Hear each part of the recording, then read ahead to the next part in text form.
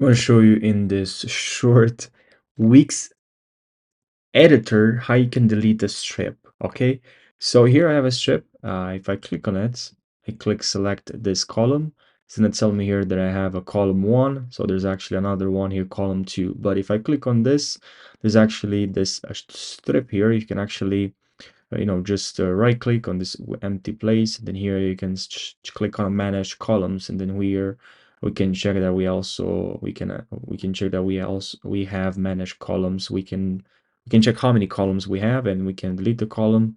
But to delete a strip, you can, if you right click exactly on this empty place here, or even on strip, you can just right click, or if instead of right click, you can also click on delete here. If you click on your keyboard on the delete key, you're going to be able to delete the strip, or you can also just right click and select delete from here, and just make sure you select the strip and not your text or your image, depends on what you added here on the strip. But also I like to, when I delete, I look, okay, there's another, maybe there's multiple strips here.